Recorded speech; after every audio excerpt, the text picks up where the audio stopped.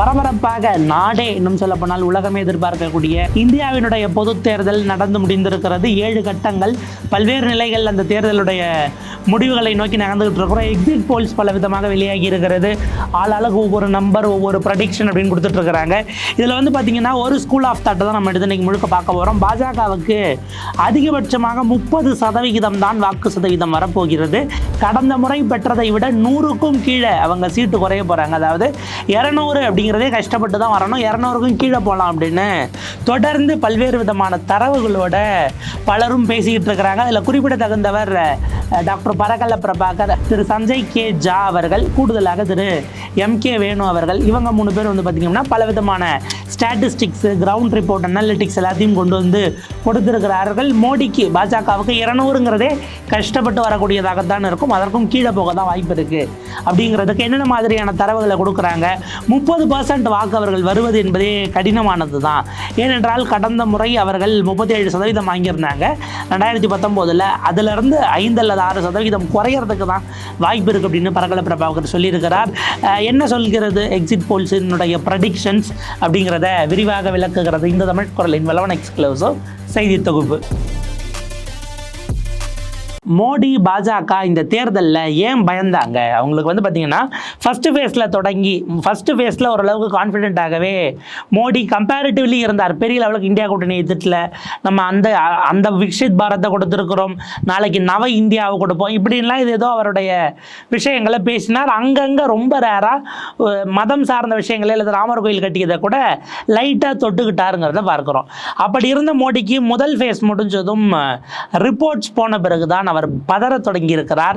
Doctor Parakala Prabhakar இது குறித்து பேசும்போது சொல்லுகிறார், மோடிக்கு ஒரு விஷயம் தெளிவாக தெரிந்துவிட்டது. போன தேர்தலில் அவங்க வாங்கிய வாக்கு சதவீதம் 2019, ஏன்னா இதே மோடி அரசு 2014 ஆட்சிக்கு வரும்போது அன்றைக்கி கிட்டத்தட்ட 31% வாக்குகளை வாங்கி ஆட்சிக்கு வந்தார்கள். 2019 அது 6% கூடுச்சு. அதனால தான் உங்களுக்கு அங்கே 280 அப்படிங்கிறது இங்கே 300க்கும் மேலே அப்படிங்கிற இடத்தை நோக்கி வந்துச்சு. இதுக்கான காரணம் ஒரு 6% வாக்கு ஏறி 37% வாக்கு இருந்தது. இதுதான் டாக்டர் பரகல பிரபாகர் சொல்லுகிறார், மோடிக்கு ஒரு விஷயம் தெரிந்துவிட்டது. கடந்த முறை வாங்கிய அதே வாக்கு சதவீதத்திலிருந்து 5 to 6% ஸ்விங் ஆகி வெளியாக போகிறது என்பது தெரிந்த காரணத்தினால் தான் அவங்க கிட்டத்தட்ட 2014 வாக்கு பர்சன்டேஜ் நோக்கி கூட போகலாம் அப்படிங்கிறத அவர் குறிப்பிடுகிறார். இதன் காரணமாகத்தான் மோடி பயந்து போய் பல விஷயங்களை இஷ்டத்துக்கு பேச ஆரம்பிச்சிருக்கிறார், கம்யூனல் ரீதியாக பேசுகிறார் அப்படின்னு டாக்டர் பரகல பிரபாகர் அவர்கள் பதிவு செய்கிறார்கள். அப்போ இந்த இடத்துல டாக்டர் திரு சஞ்சய் கே ஜா அவர்களுடைய ஸ்டாட்டிஸ்டிக்ஸை நம்ம பார்க்கலாம். ஒரு விஷயம், அப்போ ஒரு கணக்கு நம்ம பொதுவாக புரிதலுக்காக கேட்கலாம். அவங்களுக்கு இப்போ 37லேருந்து 6% குறைஞ்சா கடந்த தேர்தலில் 2014 31 தான் வாங்கினாங்க, ஆனால் அவங்க ஜெயிச்சாங்கல்ல, ஆட்சி அமைச்சாங்கல்ல, அந்த மாதிரி அமைக்க வாய்ப்பு இருக்கா அப்படிங்கிற கேள்வி நமக்கு வரும். 2019 நம்ம கவனிக்க வேண்டியது, இந்தியாவுக்கு பிளாக் மாதிரி அன்னைக்கு பிளாக்காக எல்லோரும் இல்லை. காங்கிரஸ் கட்சி கிட்டத்தட்ட தனித்து நின்றது. அவங்களுக்கு கூட்டணி கட்சிகள்னுட்டு இன்னைக்கு பெருவாரியான மாநிலங்களில் டு ஒன் எக்ஸ்டென்ட் இருக்கு இல்லையா, ஒரு ஜார்க்கண்டோ ஒரு பீகாரோ அல்லது இங்கே நம்ம தமிழ்நாடு கன்சிஸ்டண்ட்டாக இருந்து கொண்டு இருக்கிறது. தெலுங்கானாவில் அவங்க அன்றைக்கி ஆட்சியில் இல்லை, கர்நாடகாவில் அன்றைக்கி அவங்க ஆட்சியில் இல்லை. இப்படியாக பல விஷயங்கள் அவர்கள் கையை விட்டு போயிருந்தது. காங்கிரஸும் கூட மாநில கட்சிகளை ஒருங்கிணைத்து, ஒரு கெஜ்ரிவால் இல்லை, இன்றைக்கி பஞ்சாப் ஹரியானாலாம் அவங்க இருக்கிறாங்க, ஒரு மமதா நான் வெளியில இருந்து கூட ஆதரவு கொடுப்பேன் அப்படிங்கிற வார்த்தையை 2014 காலகட்டத்தில் அவங்க சொல்லலைங்கிறதுனால தான் இந்த வாக்குகள் பிரிந்தது. நல்லா கவனிங்க, மோடி ஆட்சிக்கு வரக்கூடாது என்று 2014 விழுந்த வாக்குகள் என்பது 69% பேர் மோடிக்கு எதிரான வாக்குகளாகத்தான் போட்டார்கள். ஆனால் ஒரே அணிக்கு போடாமல் பிரித்து போட்டதுனால அவர் ஆட்சிக்கு வந்திருக்கிறார். 2019 அதே நிலைமை தான்.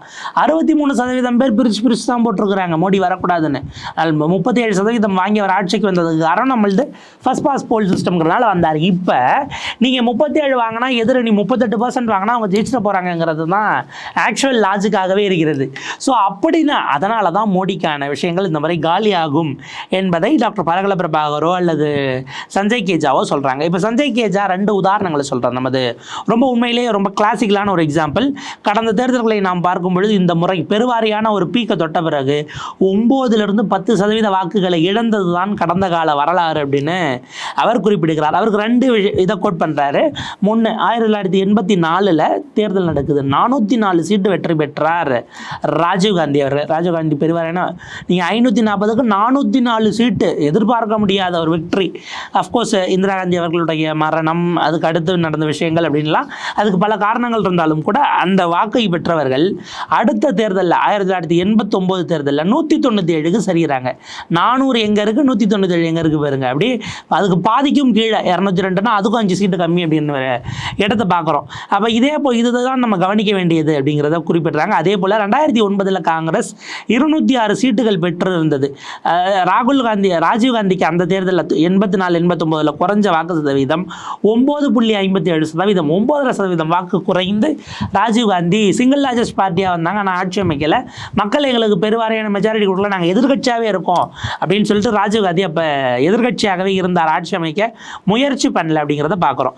இதே 2009க்கு வரோம். காங்கிரஸ் கட்சிக்கு 206 சீட் இருந்தது. அன்னைக்கு கூட்டணி ஆட்சி தான், UPA 2 நமக்கு ஞாபகம் இருக்கும், கூட்டணி ஆட்சி. ஆனால் அது அடுத்த தேர்தலில் 2014 44 சீட்டுகளாக குறைந்தது. 5ல் 1 பங்கு, கிட்டத்தட்ட 4.5 மடங்கு குறைஞ்சது அப்படிங்கிறத பார்க்குறோம். வாக்கு சதவீதம் 28% இருந்தது, 19.5% குறைந்தது. சுமார் 9% வாக்கு சதவீதத்தையும் காங்கிரஸ் கட்சி பறிகொடுத்தது. ஆனால் 9% வாக்கு என்பது 162 சீட்டை காங்கிரஸ் இழப்பதற்கு காரணமானது அப்படிங்கிறது தான் நம்ம கவனித்து பார்க்க வேண்டியிருக்கிறது. அப்போ பாஜக கடந்த முறை 37% 303 இருந்தால் இந்த 2 இதோட ஒப்பிட்டு வருவதற்கான வாய்ப்பு இருக்கிறது. ஒரு 9-10% ஸ்விங் ஆச்சு அப்படின்னா கிட்டத்தட்ட 200 சீட்டு வரைக்கும் காலி ஆகிறதுக்கான வாய்ப்பு இருக்குது. ஒரு 150-200 சீட்டு அப்படிங்கிற இடத்தை நோக்கி அது நகர்ந்துடும் என்பது சஞ்சய் கேஜா அவர்களுடைய உதாரணமாக இருக்கிறது. காங்கிரஸ் இந்த முறை கவனிக்கக்கூடியது அப்படின்னு பார்த்தா ஒரு 5% வாக்காவது நமக்கு கூடுதலாக இருக்கும் அப்படிங்கிறத அவங்க எதிர்பார்க்குறாங்க. அந்த மினிமம் 5% கடந்த முறை வாங்கினா கூட அவங்களுக்கான சீட்டு எண்ணிக்கை காங்கிரஸ் சொல்லக்கூடியது. குறிப்பாக சமீபத்தில் தெலுங்கானா முதலமைச்சர் ரேவந்த் ரெட்டி ஒரு விஷயம் சொன்னார், அதை நம்ம கவனிக்க வேண்டியது. நீங்கள் பாஜக 270க்கு மேலே வாங்கி அது என்டிஏவா வாங்குறீங்களோ என்ன வாங்கினாலும் உங்களுக்கு கிட்டத்தட்ட பாஜக மட்டும் வச்சும் 240-250 வாங்கினா தான் கூட்டணி கட்சியை சேர்த்து பிடிச்சி உங்களால் ஆட்சி அமைக்க முடியும். காங்கிரஸ்க்கு 100 சீட்டை கிராஸ் பண்ணாலே போதும் எங்களால் ஆட்சியை பிடிக்க முடியும் அப்படின்னு ஒரு வார்த்தை சொன்னார்.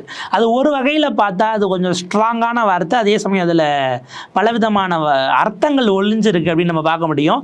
தெலுங்கானா முதலமைச்சர் ரேவந்த் ரெட்டியினுடைய அந்த வார்த்தையின்படி காங்கிரஸுக்கு கிட்டத்தட்ட இங்கே சவுத்தில் இருந்தே அந்த 100 அப்படிங்கிற மார்க்குக்கு கிட்டத்தட்ட 5ல் 3 பங்கு ஒரு 60-70 சீட்டை இங்கேயே கிராஸ் பண்ணிட்டாங்க அப்படின்னா மேலே அவர்களுக்கான ஸ்பேஸ் அப்படிங்கிறத எப்படி ஆக்குபை பண்ண போகிறாங்க, அவங்க ஸ்ட்ராங்காக இருக்கக்கூடிய மாநிலங்கள் அப்படிங்கிறதெல்லாம் அடுத்தடுத்து இவால்வ் ஆகக்கூடியதாக இருக்கும். ஆனால் பாஜகவை பொறுத்த வரைக்கும், அதாவது மோடிக்கு ஒரே ஒரு விஷயம் தெரியும், நம்ம 272 சீட்டுக்கு 1 சீட்டு கம்மியாக வந்தாலும் நம்மை பிரதமராக வைப்பதற்கு கட்சிக்குள்ளேயே கலகம் வெடிப்பது என்பது மோடிக்கு தெரியுங்கிறது தான் அவருக்கான கூடுதல் பிரச்சனையாக இருக்கிறது.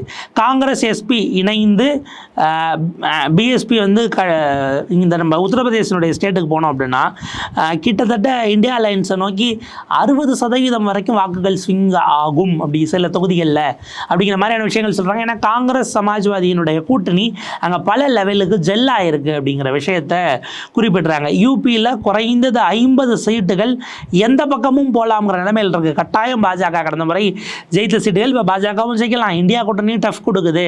அதாவது ஈஸியாக பிஜேபி ஜெயிக்க விடாத இடத்துக்கு மிக நிச்சயமாக இன்னைக்கு உத்தரப்பிரதேசத்திலேயே வந்திருக்கிறது. இப்படி ஒரு டஃப் கான்டெஸ்ட் வரும்னு உண்மையிலே சொல்லப்போனால் காங்கிரஸை எதிர்பார்த்துருக்குமா அப்படிங்கிற கேள்வியை கூட சில காங்கிரஸ் தலைவர்கள் அங்கே யூபியில் இருக்கிறவங்க அனானிமஸாக குறிப்பிடுகிறார்கள். ஏன்னா எஸ்பியோட எங்களுக்கு இந்த அளவுக்கு ஜில்லாக நாங்கள் நினைக்கல. பிரியங்கா காந்தி தொடர்ந்து இங்கே பண்ண பிரச்சாரம் அப்படிங்கிறது காங்கிரஸ் கேடர்ஸ்க்கும் எஸ்பி கேடர்ஸ்க்கும் அந்த ஜெல்லிங் அப்படிங்கிறது ரொம்ப கூடுதலாக நடந்திருக்கிறது. யோகி எந்த அளவுக்கு பாஜக இதை உணர்ந்திருக்கு அப்படின்னா, யோகி இந்த முறை ஐ திங்க் ஒரே ஒரு முறை ஒடிசாவுக்கு பிரச்சாரத்துக்கு போனார், அதை தாண்டி அவர் எங்கேயுமே போகல. ஏன்னா யோகி ஆதித்யநாத்துக்கு உத்தரப்பிரதேசத்தையே முதல்ல எங்களுக்கு காப்பாற்றி கொடுங்க, கடந்த முறை முதல் முறை 72 ஜெயிச்சாங்க, அப்புறம் 66 சீட் வரைக்கும் போச்சு போன முறை, 66 அதுலேயே 6 குறைஞ்சிருச்சு, இந்த 66 அட்லீஸ்ட் காப்பாற்றி கொடுங்க யோகி, நீங்கள் எங்கேயும் போயிடாதீங்க, உத்தரப்பிரதேசத்திலே இருந்து வேலை செய்யுங்க என்று மோடி தரப்பில் அமித்ஷா தரப்பிலிருந்து கேட்டுக்கொள்ளப்பட்டதன் காரணமாகத்தான் யோகி இந்த முறை யூபியிலே லாக் ஆனார் அப்படிங்கிறத பார்க்குறோம். அப்படி இருக்கும் பொழுது எஸ்பி வந்து பெரிய லெவலுக்கு போகுது. பிஜேபி பாதிக்கு பாதி 40 அப்படிங்கிறது லெவலுக்கு அவங்கள நிறுத்திட்டாலே டெல்லிக்கு போவதற்கு இந்தியா கூட்டணி ஆட்சி அமைப்பதற்கான விஷயத்தை உறுதி பண்ணிடலாம் அப்படிங்கிறத யூபியில் இருக்கக்கூடிய காங்கிரஸ் தலைவர்கள் நம்புகிறார்கள். அதே போல் வந்து பார்த்திங்க அப்படின்னா மீடியா என்பதை தாண்டி இன்றைக்கி பிஜேபியினுடைய ரிசோர்ஸஸ் பல விஷயங்கள் போயிட்டுருக்கு. மெஜாரிட்டி மார்க்கு கீழே பிஜேபி நிறுத்த முடியும் அப்படிங்கிற உணர்வோடு தான் பலரும் போயிட்டுருக்கிறாங்க. பிஜேபி ஆரம்ப கட்டத்தில் சொன்ன அந்த 400 அப்படிங்கிறத இன்றைக்கி திரும்ப பாதியில் அமைதியாகிட்டாங்க. திடீர்னு பார்த்தா அமித்ஷா 300 வந்துருச்சு அப்படின்னு சொல்ல ஆரம்பித்தார். மறுபடியும் பார்த்தா இன்றைக்கி பிரசாந்த் கிஷோர் ஒரு விஷயம் 272க்கு கீழே இவங்க போயிட்டா என்ன பண்ணுவீங்க அப்படின்னு கேட்குறாங்க. 272க்கு கீழே போது 240 250 தான் வந்தாலும் கூட யார் பிரசாந்த் கிஷோர் சொல்லுகிறார், வியூக விற்பனர் 250 தான் ஒரு வேளை பிஜேபிக்கு வரும் என்றாலும் கூட பிஜேபி எப்படியாவது ஆட்சி அமைக்கக்கூடிய வல்லமை பொருந்திய கட்சி. நம்ம கடந்த காலத்தில் பல ஸ்டேட்ஸில் பார்த்துருக்குறோம். ஆளையே விலைக்கு வாங்குவாங்க, கட்சியே விலைக்கு வாங்குவாங்க, என்ன வேணாலும் பண்ணி ஆட்சி அமைச்சிருவாங்க. அப்படி அதனால் மெஜாரிட்டி மார்க்கு கீழே போனாலும் கூட ரொம்பலாம் போகாது. அவங்க இருக்கிறத வச்சு ஆட்களை எம்எல்ஏக்களை கடத்திட்டு வந்தாச்சும் இல்லை மொத்தமாக விலைக்கு வாங்கி சந்தையில் வாங்குற மாதிரி வாங்கி ஆட்சி அமைச்சிருவாங்கன்னு பிரசாந்த் கிஷோர் சமீபத்தில் ஒரு பேட்டியில் குறிப்பிட்டிருக்கிறார். அந்த கேள்வி கேட்கப்பட்டது, கீழே போனால் என்ன பண்ணுவீங்க? 272ங்கிறது மேஜர் மார்க், உங்களுக்கு வரலன்னா அப்படின்னும் போது வராமல் போனாலும் அது 40 to 50 தான் வரும்னா கூட ஜெயிக்க வாய்ப்பு இருக்குது, அதாவது ஆட்சி அமைச்சிருவாங்க பாஜக அப்படின்னு அவர் குறிப்பிடுகிறாருங்கிறத பார்க்குறோம். ஸோ இந்த 303 அப்படிங்கிறத சொல்லி தான் இன்றைக்கி பிஜேபி பெரிய லெவலுக்கு லாக் ஆகி இருக்கிறது. 5%க்கான வாக்குகள் மினிமம் ஸ்விங்கிலேருந்து 10% வாக்கு வரைக்கும் ஸ்விங் ஆகும் அப்படிங்கிறத தான் சஞ்சய் கேஜா அவர்கள் தொடர்ந்து தன்னுடைய ஆர்டிகல்ஸ் மூலமாக வெளிப்படுத்தி கொண்டிருக்கிறார். இன்னொரு பக்கம் திரு எம்கே வேணு அவர்களுடைய ஒரு டீடைல்டு ஆர்டிகல். அவர் என்ன சொல்கிறாரு, எலெக்ஷனை இத்தனை ஃபேஸாக நடத்தி தான் மோடி தோற்க போகிறார் அப்படிங்கிறத அந்த டோனில் குறிப்பிடுகிறார். த வயரில் ரிலீஸ் ஆகிருக்கக்கூடிய கட்டுரையை பார்க்குறோம். India's ridiculously long election may actually have worked against Modi. இவர் மொதல் ஃபேஸை முடிச்சு ஒரு 3 ஃபேஸ்லேயே முடிச்சிருந்தா கூட ஏதோ ஒரு வேகத்தில் ஒரு பிம்பத்தில் கூட வாக்கு விழுந்திருக்கும். அடுத்தடுத்த ஃபேஸாக வச்சு மோடியை பற்றி எல்லா விஷயங்களும் வெளியில் தெரிய ஆரம்பிச்சிருச்சு. அவருடைய வீக்னஸ் என்ன, அவர் சொல்வதை போல் செயல்படுகிறாரா, கட்சியினுடைய வீக்னஸ் என்ன, அத்தனை விஷயங்களையும் இன்றைக்கி வெளியில் கொட்டிட்டாங்க. அவர் இன்றைக்கி பார்த்திங்கன்னா இந்த ஊதுவத்தியை வச்சுக்கிட்டு தியானம் பண்ணுற நிலைக்கு போனதெல்லாம் நடக்காமல் இருந்திருந்தால் கூட பாவம் பரிதாபமாச்சு ஏதோ மெஜாரிட்டி கிட்ட வந்திருக்க வாய்ப்பு இருக்குங்கிற மாதிரியான விஷயங்களை குறிப்பிடுகிறார். அவர் எம்கே வேணும் கோட் பண்ணுறது முழுக்க லோக்நிதி சிஎஸ்டிஎஸ்னுடைய சர்வேவை தான் அவர் ரிலீஸ் பண்ணி அதனுடைய விஷயங்களை தான் பேசுகிறாரு. அவங்க 37% அப்படின்னு குறிப்பிட்டிருந்தாங்க. அது 37 வராது, 31 நோக்கி தான் குறையும் அப்படிங்கிறது தான் அவருடைய விஷயமாக இருக்கிறது.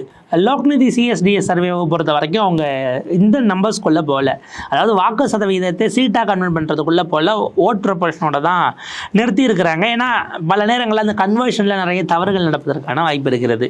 ஸோ அப்படியான விஷயத்தில் அவங்க ட்ரிக்கியாகவும் அதே நேரத்தில் இருக்கும். அதன் காரணமாக அவங்களுடைய ஓட் ஷேர் குறையுதுனாலே அது ஸ்விங் என்கிற இடத்தோடு அவர்கள் நிறுத்தி இருக்கிறார்கள். டாக்டர் பரகல பிரபாகர் எலெக்ஷன்ஸில் பார்த்திங்கன்னா இப்போ வாக்கு சதவீதம் ரொம்ப கம்மியாகிட்டே வர்றதை நம்ம பார்க்க முடியுது. அதில் திடீர்னு பார்த்தா தேர்தல் ஆணையம் அதை ஏற்றி சொல்லுது, அப்புறம் இறக்கி வருது, அது என்னங்கிறது அவங்களுக்கே தெரியாத லெவலுக்கு இருக்குது. இன்னும் ஒரு வாக்கு சதவீதத்தை எப்படி கேல்குலேட் பண்ணி ரிலீஸ் பண்ணுறதுன்னு தெரியாதவர்களைத்தான் நாம் தேர்தல் ஆணையர்களாக வைத்திருக்கிறோமோ என்கிற அச்சம் கூட நமக்கு சில நேரங்களில் வருகிறது. ஸோ இது இப்படி இருக்கும் பொழுது நம்ம பார்க்குறோம், டாக்டர் பரகல பிரபாகர்கிட்ட கேட்குறாங்க, ஒரு ஸ்கூல் ஆஃப் தாட் என்ன சொல்லுதுன்னா வாக்கு சதவீதம் குறைந்ததற்கு காரணம் ஆர்எஸ்எஸும் மற்ற ஹிந்துத்துவ அமைப்புகளும் தான் அப்படின்னு ஒரு விஷயம் இருக்கிறது. எப்படிங்க? ஏன்னா அவங்க என்ன பண்ணுறாங்க, அவங்க எலெக்ஷன்லேயே நிற்கலை, ஆர்எஸ்எஸ் எப்போ எலெக்ஷன் நினைச்சு அப்படிங்கிற கேள்வி நமக்கு எழலாம்.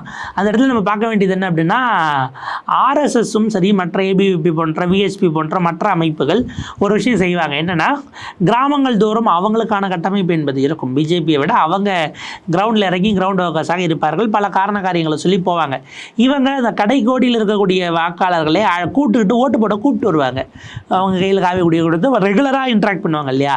இந்த முறை சீட்டு வழங்குவதிலிருந்து பல விஷயங்களில் இவர்களுக்கான ஸ்பேஸை மரியாதையை கொடுக்காததனால் ஆர்எஸ்எஸ் அவர்களை அழைத்து வரவே இல்லை அப்படிங்கிற ஒரு பாயிண்ட் ஸ்கூல் ஆஃப் தாட் இருக்குது. இதுவும் குறைஞ்சதில் ஒரு காரணம். மோடிக்கு வர வேண்டிய ஓட்டு பாஜகவுக்கு வர வேண்டிய வாக்காளர்களை தான் அழைத்து வராமல் விட்டு விட்டார்கள் அப்படிங்கிற ஒரு ஸ்கூல் ஆஃப் தாட் இருக்குது. அது எந்த அளவுக்கு உண்மைங்கிறது நமக்கு ஆப்வியஸாக நல்லா தெரிஞ்சிடும். பரகல பிரபாகர் சொல்லுகிறார், நம்பர் குறையுது ஓட் பர்சன்டேஜ்னா யாருக்கு குறைஞ்சது அப்படிங்கிறத நம்ம டைரெக்டாக சொல்ல முடியாது. ஆனால் ஒரு விஷயம், ஓட்டு சதவீதம் குறைவது என்பது அப்போ போலார ஓட்டே கம்மி தான் போது பாஜக கடந்த முறை வாங்கிய வாக்கு சதவீதத்தை வாங்காது ஆகுது அப்படிங்கிறது தான் நம்ம பார்க்கணும். குறைஞ்சது அட்லீஸ்ட் 1998 அந்த 13 மாதத்தில் வாஜ்பாயினுடைய கவர்மெண்ட் ஒரு ஆட்சி அமைச்சு கவுந்தது தெரியுமா. ஜெயலலிதா அவர்கள் போயிட்டு ஒரு famous tea party Sonia Gandhi அவர்களை சந்தித்து விட்டு வெளியில் வந்து வாஜ்பாய் கவர்மெண்ட்டை கவுத்து விட்டு வந்தாங்க. அன்றைக்கி வந்து பார்த்திங்க அப்படின்னா கலைஞர் கவர்மெண்ட்டை டிஸ்மிஸ் பண்ணணும்னு ஜெயலலிதா கேட்டாங்க, முடியாதுன்னாங்க. அவங்க எம்பிக்கள் வாபஸ் வாங்கினாங்க. அது ஒரு தனி கதை. பட் அந்த முறை அவர்களுக்கு மெஜாரிட்டி கிடையாது. வாஜ்பாய் கூட்டணி சர்க்கார் தான் அமைத்திருந்தார். அந்த லெவலுக்கு கூட குறைவதற்கான வாய்ப்பு இருக்கிறது. ஒரு 200+ அப்படிங்கிற இடத்துக்கு வந்துச்சு அப்படின்னா மீதி 70 கூட்டணியில் அங்கே இங்கன்னு பிடிச்சி எடுத்து போடலாம் அப்படிங்கிறது தான் குறிப்பிடுகிறார். 2019 இருந்தது, இன்னைக்கு அதே எண்ணிக்கையில் இல்லை என்பதை நாம் உறுதியாக சொல்ல முடியும். மோடிக்கு இது தெரிந்ததுனால தான். ஏன்னா மோடி வந்து ஒரு கால்குலேட்டிவான பாலிட்டிஷியன். அரசியலை பொறுத்த வரைக்கும் சில விஷயங்களை அவதானிக்கக்கூடிய அளவுக்கு அவங்க டிராவல் பண்ணி வந்திருக்கிறாங்க. ஷ்ரூட் பாலிட்டிஷியன் என்கிற வார்த்தையை பரகல பிரபாகர் பயன்படுத்துகிறார். 2019 வந்த வாக்கு வராதுங்கிறது தெரிஞ்சதுனால தான் அவர் நேரடியாக மத ரீதியாக பேச தொடங்கி இருக்கிறார். ஹிந்துத்துவா கான்ஸ்டுவன்சியில் நம்ம ஜெயிக்கலாம் அப்படிங்கிற எண்ணத்தில் 4ஆம் தேதி வரக்கூடியது உண்மையான கதை என்ன அப்படிங்கிறத தெரியப்படுத்தும் அப்படின்னு குறிப்பிட்டிருக்கிறாங்க. நம்ம பார்த்துருக்கக்கூடியது ஒரு ஸ்கூல் ஆஃப் தாட். ஏன்னா எக்ஸிட் போல்ஸ், நமக்கு அந்த எக்ஸிட் போல்ஸ்லாம் சில நேரங்களில் புரிஞ்சிக்க முடியாது. என்னென்னா 6:30 மணிக்கு பிறகு நீங்கள் எக்ஸிட் போல்ஸை ரிலீஸ் பண்ணலாம் அப்படின்னு சொல்லுவாங்க. 6:30 மணி வரைக்கும் ஓட்டு போட்டவங்க சில இடங்கள்லாம் 7 மணி வரைக்கும் கூட போகும். அந்த டோக்கன் முன்னாடியே போய் நீங்கள் வாங்கிட்டீங்கன்னா 6 மணிக்குள்ளே நீங்கள் எவ்வளோ நாள் இன்னும் ஓட்டு போடலாங்கிறதெல்லாம் நடக்கும். கம்ப்ளீட்டாக வைண்டப் ஆகாது. ஆனால் அன்னைக்கு நடந்த சீட்டுக்கும் சேர்த்து இவங்க கவுண்ட்டு சொல்லுவாங்க. அதில் இவங்க ஜெயிப்பாங்க, அதில் அவங்க ஜெயிப்பாங்க அப்படிங்கிற மாதிரிலாம் சொல்லுவாங்க. அது எந்த வகையில் எக்ஸிட் போலாக இருக்கும், அதனுடைய முறை. இன்றைக்கி வந்து பார்த்திங்க அப்படின்னா ரொம்ப பழைய அந்த காலத்திய கன்சர்வேட்டிவ் எஸ்டிமேட்லேயே பலதும் போடுறாங்க. அடுத்தடுத்த கட்டங்களுக்கு அப்டேட் ஆகலை, ஏஐ டெக்னாலஜி உள்ளே கொண்டு வரல. இதுக்கான ஒரு மாடல், ஒரு டேட்டாவை கலெக்ட் பண்ணுறோம் அப்படின்னா ரா டேட்டாவை தாண்டி அவங்களுடைய சோஷியல் மீடியா ஹேண்டில்ஸில் தொடங்கி பல விஷயங்களை எடுத்து ஒரு டூலாக இன்டகிரேட் பண்ணலை என்று பலவிதமான விஷயங்களும் இருக்கிறது. பட் அதை தாண்டி பல நேரங்களில் எல்லாரும் பண்ணக்கூடிய தவறு ஓட் பர்சன்டேஜ் சீட்டாக கன்வெர்ட் பண்ணுறது. அது பெரும் தவறாக பல நேரங்களில் அமைந்து விடும் அப்படிங்கிறத பார்க்குறோம்.